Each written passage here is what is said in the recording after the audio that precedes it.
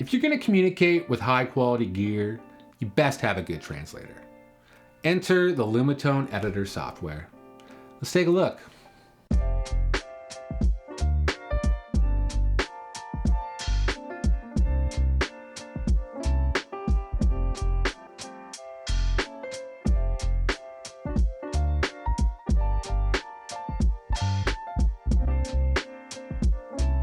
Hey folks, Dave here again, talking about the Lumatone. So given just how highly customizable and programmable the Lumatone is, we are going to need a slick piece of software to do the work. So today we'll be talking about Lumatone's companion software, the Lumatone Editor.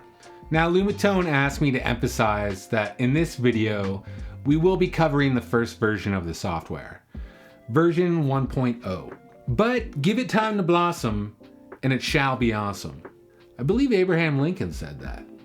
But as version 1.0, it's a basic editor that lets you create, edit, and save mappings and manage various settings on your Lumatone. But they tell me this is only the beginning, and it sounds like they have a pretty extensive roadmap of features and enhancements that will automate isomorphic mapping and microtonality, enable new Lumatone settings, and a lot more.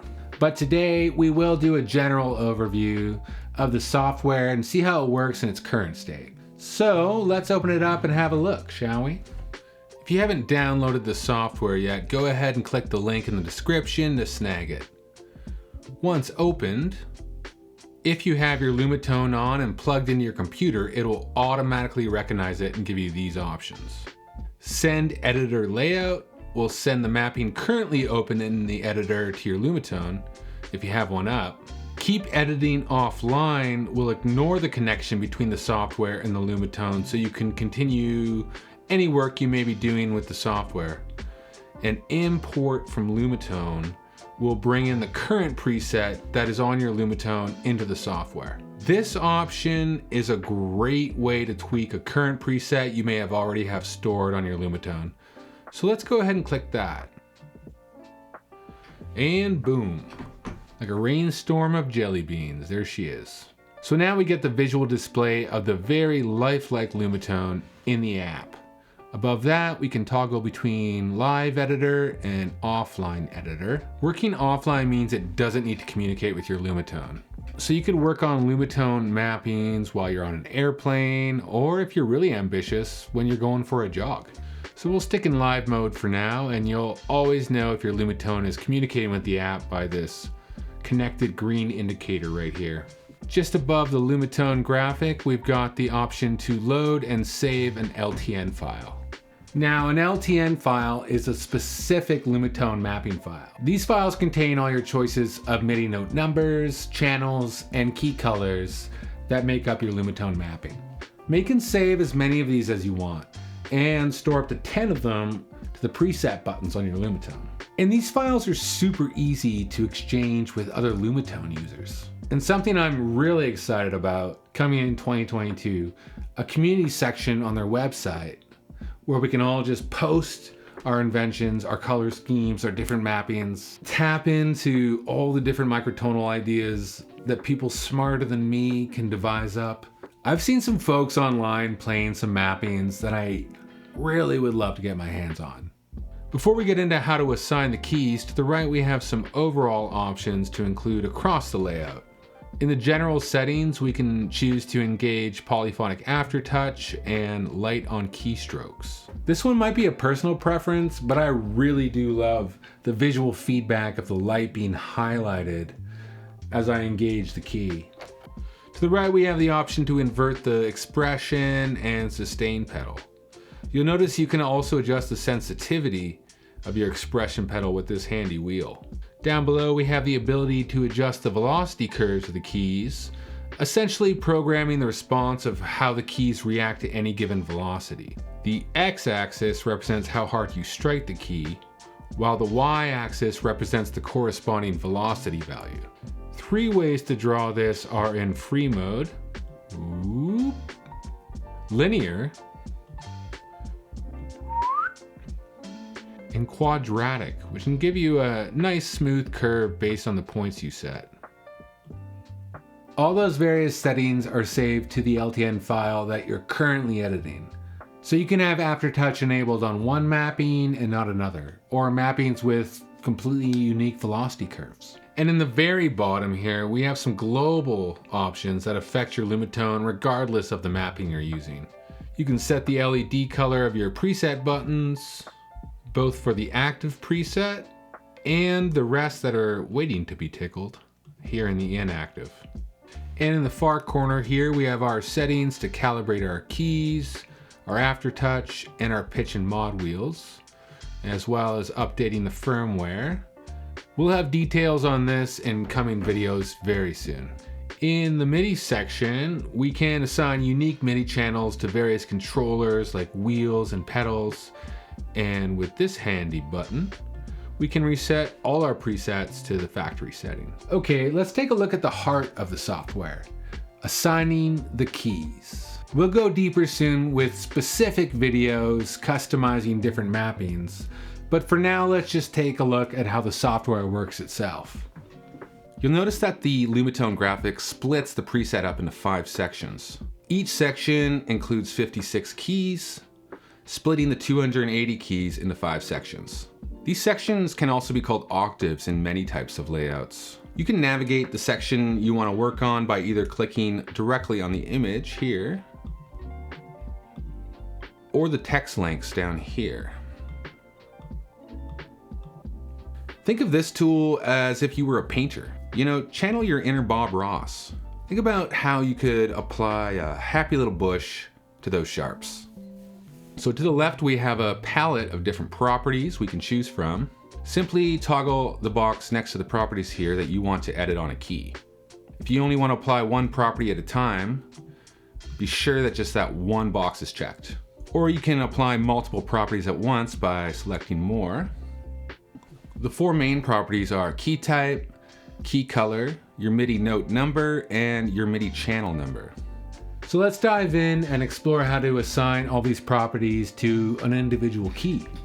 Let's start by describing what we want to assign to our keys, starting with just key types here.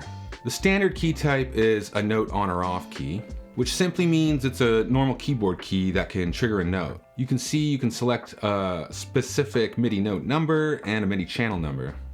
In this case, I'll choose MIDI note number 60, which is the standard MIDI note for the musical note middle C. And maybe we'll go with MIDI channel 2. Okay, yeah, let's say we want to have a separate 12-tone octave within this microtonal preset that is controlled by a different virtual instrument that isn't tuned microtonally, so it's set to a different MIDI channel. And let's not forget about the all-important key color property. Okay, let's make this new middle C, let's say this green from the Technicolor palette. Okay, and since we want to apply all these properties to the key, we'll just go ahead and make sure each box is checked. And all that's left to do is select the key. For the sake of this demo, I'll just keep it here in section 5 on the far right of the board and put my middle C right here. Now the color is changed and the MIDI note and channel are represented here in text. Got the MIDI channel 2 and MIDI note number 60. I'll just go ahead and redo it so you can see that apply to the Lumatone here. Boom, there it is. Happens instantly and in real time. It's really satisfying to see, and you can get a good idea of what the colors will look like on the board before you have to commit. Okay, we'll come back to this task in a second, but let's just continue looking at our different key types here. Now, let's say, for example, you want to add a continuous controller to a mapping. A CC in this case acts like a fader to control parameters like filter cutoff or LFO speed, or any various parameter that your virtual instrument is capable of. Just switch the key type to continuous controller, and you'll notice that where we previously had the property for MIDI note number, we now have the option to choose the CC number we want. Let's say I want one of my keys to act as CC number 1 on MIDI channel 1. So with the key type and the CC number and the MIDI channel properties checked, simply just select which key you would like to transform. Let's put it down here in the corner. Okay, and now it's a continuous controller. Notice the color didn't change because we didn't have the key color property checked. But maybe we've decided we want to make that CC stand out by giving it its own distinct color. So let's get in there. We'll deselect all of our other properties. We won't be applying any of those. Select the key color. Now there's a few different ways you can assign colors. Of course, we've got our custom picker where you can select any color in the old rainbow here. Let's go with a nice vibrant pink. Can't miss that. And simply select the key that we made the continuous controller. Love it. While we're on the subject of color, it's actually really easy to make your own custom color palettes that combine complementary colors that you think contrast well together. So Lumatone ships with a bunch of already great looking palettes here. Love that Boogie Nights. And you just simply click on a swatch to make it the active color. But if you want to make your own, just simply go over here to New Palette, give that a click. From there, just click an empty hexagonal swatch here and select a color. Repeat the process until you have all the colors you want in your palette. And give it a name. We'll just call this Demo Palette. And go ahead and click Save. And there it is.